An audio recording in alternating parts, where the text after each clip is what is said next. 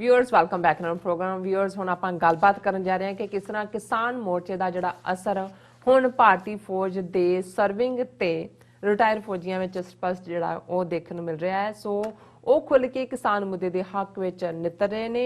इसने भारतीय एजेंसियां नूं जिहड़ा वो वक्त पा दिता है। सो इस बारे आपां विचार चर्चा करन जा रहे हैं और नाल ही रूह की खुराक गुरबाणी विचारां की सांझ भी तुहाडे नाल पाई जाएगी।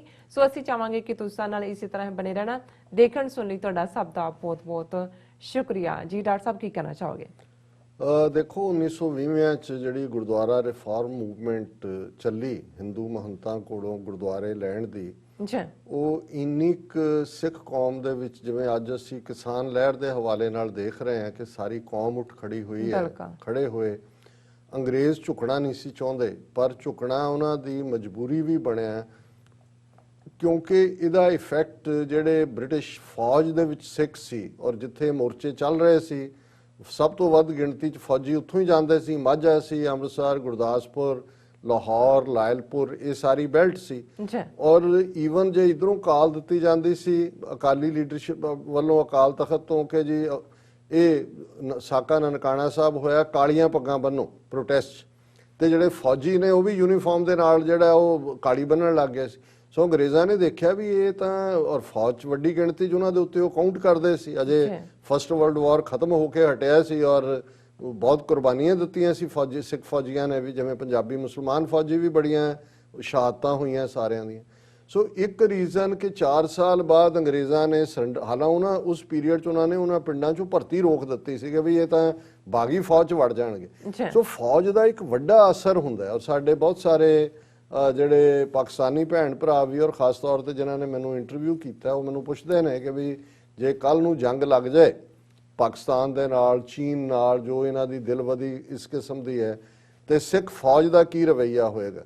ਔਰ ਮੇਰਾ ਹਮੇਸ਼ਾ, ਮੈਂ ਬੜੀ ਇਹਦੇ ਤੇ, ਇਹ ਵੀ ਨਹੀਂ ਹੈ ਕਿ ਕੋਈ ਮੇਰੀ ਕਮਾਂਡ 'ਚ ਹੈ ਫੌਜ ਕਿ ਮੇਰੀ ਗੱਲ ਉਹਨਾਂ ਨੇ ਸੁਣਨੀ ਹੈ, ਪਰ ਮੈਂ ਉਹਨਾਂ ਨੂੰ ਇਹ ਕਹਿੰਦਾ ਕਿ ਤੁਸੀਂ ਮਾਈਂਡ ਸੈਟ ਦੇਖੋ ਕਿ ਅਲਟੀਮੇਟਲੀ ਜਿਹੜਾ ਅੱਜ ਸਿੱਖ ਮਾਈਂਡ ਸੈਟ ਹੈ ਫੌਜ ਦਾ, ਇੱਕ ਜੇ ਬਾਪੂ ਜਿਹੜਾ ਹੈ ਉਹ ਦਿੱਲੀ ਬਾਰਡਰ ਤੇ ਬੈਠਾ ਹੈ ਤੇ ਇੱਕ ਮੁੰਡਾ ਉਹਦਾ ਖੇਤਾਂ 'ਚ ਪਿੱਛੇ ਪਾਣੀ ਲਾ ਰਿਹਾ, ਇੱਕ ਲਦਾਖ ਦੇ ਬਾਰਡਰ ਤੇ ਖੜਾ ਹੈ, ਤੇ ਜੇ ਹੁਣ ਇਹ ਉਸ ਬਾਪੂ ਨੂੰ ਡਾਂਗਾ ਨਾਲ ਕੁੱਟਣਗੇ ਤੇ ਫਿਰ ਉਹ ਜਿਹੜਾ ਜਿਹਨੇ ਕਹੀ ਚੁੱਕੀ ਹੋਈ ਹੈ ਪਿੰਡ 'ਚ, ਉਹ ਕਿਵੇਂ ਰਿਹਾ, ਉਹ ਕਈ ਸਿਰ 'ਚ ਮਾਰੇਗਾ। ਜਿਹੜਾ ਨੇੜੇ ਆਇਆ, ਜਿਹੜਾ ਲਦਾਖ ਦੇ ਬੈਠਾ ਹੈ, ਉਹ ਵਾਪਸ ਨੂੰ ਮੁੜੇਗਾ ਕਿ ਭਾਈ ਇਹ ਹੁਣ ਨਹੀਂ ਹੈ। ਸੋ ਇਸ ਗੱਲ ਦਾ ਧਿਆਨ ਰਹੇ ਕਿ ਇਹ ਆਲਰੇਡੀ ਦੇਖਣ 'ਚ ਜਿਹੜਾ ਹੁਣ ਅਸੀਂ ਪਲੇਅਰਸ ਦੀ ਗੱਲ ਕੀਤੀ, ਮੈਂ ਕਦੇ ਇਮੈਜਿਨ ਨਹੀਂ ਸੀ ਕੀਤਾ ਵੀ 50 ਤੋਂ ਜ਼ਿਆਦਾ ਜਿਹੜੇ ਪਲੇਅਰ ਨੇ ਜਿਨ੍ਹਾਂ ਨੇ ਇੰਨੇ ਅਰਜੁਨ ਅਵਾਰਡ, ਦਰੋਣਾਚਾਰਿਆ, ਸਾਰੇ ਹਿੰਦੂ ਲੋਕ ਜਿਹੜੇ ਬਣਾਏ ਹੋਏ ਨੇ, ਇਹਨਾਂ ਨੇ ਹੀਰੋ ਉਹਨਾਂ ਦੇ ਨਾਂ ਤੇ ਰੱਖਿਆ। ਸਾਨੂੰ ਠੁੱਡ ਮਾਰੇ ਵੀ ਚੁੱਕੋ, ਅਸੀਂ ਕੀ ਕਰਨਾ।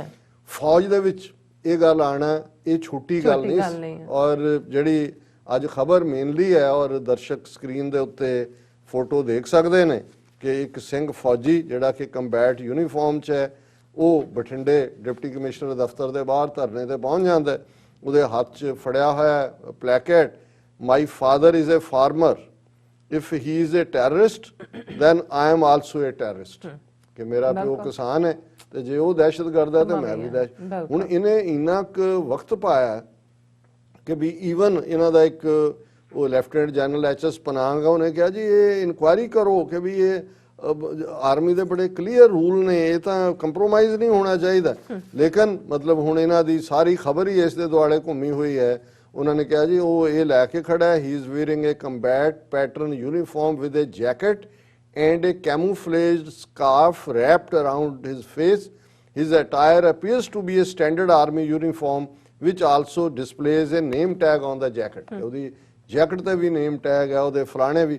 ਸੋ ਉਹਨਾਂ ਨੂੰ ਇਹ ਵਕਤ ਪੈ ਗਿਆ ਕਿ ਵੀ ਇਹ ਯੂਨੀਫਾਰਮਡ ਜਿਹੜਾ ਫੌਜੀ ਹੈ ਉਹ ਆਇਆ। ਔਰ ਗੱਲ ਇੱਥੇ ਨਹੀਂ ਮੁੱਕਦੀ, ਇੱਕ ਪੂਰੀ ਖਬਰ ਕੱਲ ਕਈ ਚੈਨਲਸ ਤੇ ਚੱਲ ਰਹੀ ਸੀ ਕਿ ਦਰਜਨਾਂ ਉਹ ਸਾਬਕਾ ਫੌਜੀ ਜਿਨ੍ਹਾਂ ਨੇ ਮੈਡਲ ਜਿੱਤੇ ਹੋਏ ਨੇ, ਕੋਈ ਕੀਰਤੀ ਚੱਕਰ, ਕੋਈ ਪਰਮ ਵਿਸ਼ਿਸ਼ਟ ਸੇਵਾ ਮੈਡਲ, ਕੋਈ ਵੀਰ ਚੱਕਰ, ਉਹ ਉੱਥੇ ਪਹੁੰਚ ਗਏ ਸਿੰਘੂ ਬਾਰਡਰ ਤੇ। ਉਹਨਾਂ ਨੇ ਢੇਰ ਲਾਇਆ, ਉਹਨਾਂ ਨੇ ਕਿਹਾ ਚੱਕੋ ਇਹ ਅਸੀਂ ਸਾਰੇ ਦੇਣੇ ਨੇ ਮੈਡਲ। ਉਹਨਾਂ 'ਚ ਰਿਟਾਇਰਡ ਕੋਈ ਸੂਬੇਦਾਰ ਹੈ, ਕੋਈ ਦੂਸਰਾ ਹੈ, ਕਪਲ ਆਫ ਦੈਮ, ਅਸੀਂ ਪਤਾ ਨਹੀਂ ਸਾਡੀ ਟੈਕਨੀਕਲ ਟੀਮ ਉਹਨਾਂ ਦੀਆਂ ਪਿਕਚਰਸ ਕੱਢ ਸਕੀ ਕਿ ਨਹੀਂ।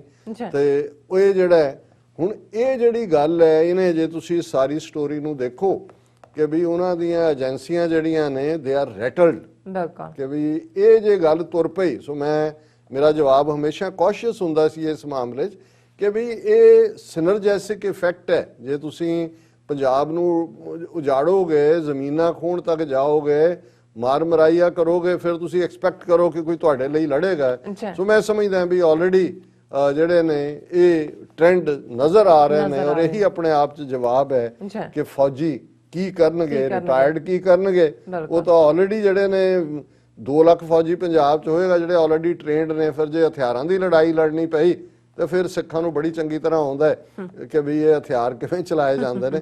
ਔਰ ਅਸੀਂ ਕਨਕਲੂਜਨ 'ਚ ਜਿਵੇਂ ਕਬੀਰ ਸਾਹਿਬ ਦੀ ਬਾਣੀ ਦੀ ਵਿਚਾਰ ਕਰਦੇ ਹਾਂ, 2 ਸ਼ਲੋਕ ਅਸੀਂ ਵਿਚਾਰਾਂਗੇ, 119 ਔਰ 120 ਨੰਬਰ। ਪਹਿਲਾ, ਕਬੀਰ ਨੈਣ ਨਿਹਾਰੋ ਤੁਝ ਕੋ, श्रवण सुनो तो नाओ, बैन उचरो तो नाम जी, चरण कमल रिद ठाओ। ਹੁਣ ਇਹੀ ਜਿਹੜਾ ਰੱਬ ਦਾ ਬੰਦਾ ਹੈ, ਰੱਬ ਨਾਲ ਜੁੜਿਆ ਹੋਇਆ, ਉਹਦੀ ਕੋਈ ਚਾਹਨਾ ਹੁੰਦੀ ਹੈ ਕਿ ਜਤ ਦੇਖਾਂ ਤਤ ਤੂੰ, ਮੇਰੀਆਂ ਅੱਖਾਂ ਸਿਰਫ ਤੈਨੂੰ ਦੇਖਣ, ਮੇਰੇ ਕੰਨਾਂ 'ਚ ਸਿਰਫ ਤੇਰੀ ਸਿਫਤ ਸਲਾਹ ਦੀਆਂ ਹੀ ਗੱਲਾਂ ਪੈਣ, ਮੇਰੇ ਪੈਰ ਉਸ ਪਾਸੇ ਹੀ ਜਾਣ, ਚਰਨ ਚਲੋ ਮਾਰਗ ਗੋਬਿੰਦ, ਕਿ ਜਿੱਥੇ ਰੱਬ ਦੀ ਗੱਲ ਹੁੰਦੀ ਹੈ ਉੱਥੇ ਹੀ ਮੈਂ ਤੁਰਾਂ। ਔਰ ਇਹੀ ਕਬੀਰ ਸਾਹਿਬ ਨੇ ਚਾਹਨਾ ਇਸ ਸ਼ਲੋਕ 'ਚ ਜ਼ਾਹਰ ਕੀਤੀ ਹੈ। ਕਬੀਰ ਨੈਣ ਨਿਹਾਰੋ ਤੁਝ ਕੋ, ਕਿ ਮੇਰੇ ਨੈਣ, ਮੇਰੀਆਂ ਅੱਖਾਂ ਸਿਰਫ ਤੇ ਸਿਰਫ ਤੈਨੂੰ ਦੇਖਣ। ਜਿਹਨੂੰ ਗੁਰੂ ਸਾਹਿਬ ਨੇ ਫਰਮਾਇਆ, ਗੁਰੂ ਅਮਰਦਾਸ ਜੀ ਨੇ, ਇਹ ਨੇਤਰੋ ਮੇਰਿਓ ਹਰ ਤੁਮ ਮੈਂ ਜੋਤ ਧਰੀ, ਹਰ ਬਿਨ ਅਵਰ ਨਾ ਦੇਖੋ ਕੋਈ, ਨਦਰੀ ਹਰ ਨਿਹਾਲਿਆ, ਇਹ ਵਿਸ ਸੰਸਾਰ ਤੁਮ ਦੇਖਦੇ, ਇਹ ਹਰ ਕਾ ਰੂਪ ਹੈ, ਹਰ ਰੂਪ ਨਦਰੀ ਆਇਆ। ਇਹ ਮੇਰੀ ਅੱਖੋ, ਤੁਹਾਨੂੰ ਇਸ ਲਈ ਰੱਬ ਨੇ ਤੁਹਾਡੇ ਨੈਣਾਂ ਦੇ ਵਿੱਚ ਜੋਤ ਧਰੀ ਹੈ ਕਿ ਰੱਬ ਤੋਂ ਬਿਨਾਂ ਤੁਹਾਨੂੰ ਕੁਝ ਹੋਰ ਨਜ਼ਰ ਨਾ ਆਏ। ਜਿੱਥੇ ਤੁਸੀਂ ਦੇਖੋ ਉਹੀ ਸਾਰੇ ਜੀਵਾਂ ਦੇ ਵਿੱਚ, ਖਲਕਤ ਦੇ ਵਿੱਚ ਵੀ ਉਹ ਰੱਬ ਵਸਿਆ ਨਜ਼ਰ ਆਏ।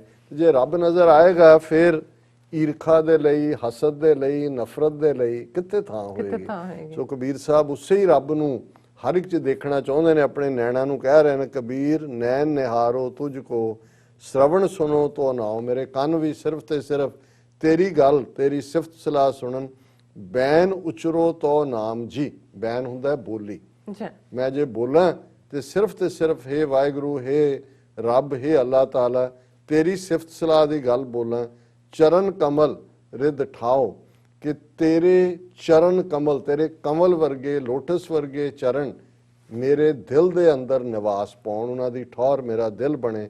ਔਰ ਦੂਸਰਾ, ਜਦੋਂ ਇਹ ਹਾਲਤ ਬਣ ਜਾਂਦੀ ਹੈ ਕਿ ਹਰ ਪਾਸੇ ਰੱਬ ਹੀ ਹੈ, ਤੇ ਫਿਰ ਕਿਸੇ ਸਵਰਗ ਨਰਕ ਦੀ ਬਹਿਸ਼ਤ ਮਿਲੇਗਾ ਕਿ ਦੋਜ਼ਖ, ਇਹਦਾ ਕੋਈ ਫਿਕਰ ਹੀ ਨਹੀਂ ਹੁੰਦਾ। ਔਰ ਇਹੀ ਕਬੀਰ ਸਾਹਿਬ ਫਰਮਾਉਂਦੇ ਨੇ, ਕਬੀਰ ਸੁਰਗ ਨਰਕ ਤੇ ਮੈਂ ਰਹੋ, ਸਤਗੁਰ ਕੇ ਪ੍ਰਸਾਦ, ਚਰਨ ਕਮਲ ਕੀ ਮੌਜ ਮੈਂ ਰਹੋ, ਅੰਤ ਔਰ ਆਦ। ਕਿ ਹੁਣ ਮੈਨੂੰ ਨਾ ਸਵਰਗ ਦਾ ਚਾਅ ਹੈ, ਨਾ ਨਰਕ ਦਾ ਡਰ ਹੈ, ਕਿਉਂਕਿ ਮੇਰੀ ਜ਼ਿੰਦਗੀ ਦੇ ਵਿੱਚ ਰੱਬ ਆਇਆ, ਮੈਂ ਉਸ ਆਨੰਦ ਦੇ ਵਿੱਚ ਰਹਿੰਦਾ ਹਾਂ। ਕਬੀਰ ਸੁਰਗ ਨਰਕ ਤੇ ਮੈਂ ਰਹੋ, ਸਤਗੁਰ ਕੇ ਪ੍ਰਸਾਦ, ਸਤਗੁਰੂ ਦੀ ਰਹਿਮਤ ਦੇ ਨਾਲ, ਗੁਰੂ ਦੇ ਆਦੇਸ਼ਾਂ ਉਪਦੇਸ਼ਾਂ ਤੇ ਚੱਲਦੇ ਆ, ਰੱਬ ਦੀ ਮੁਹੱਬਤ ਮੈਨੂੰ ਨਸੀਬ ਹੋਈ ਹੈ, ਰੱਬ ਮੇਰੇ ਨਾਲ ਵਸਦਾ ਹੈ।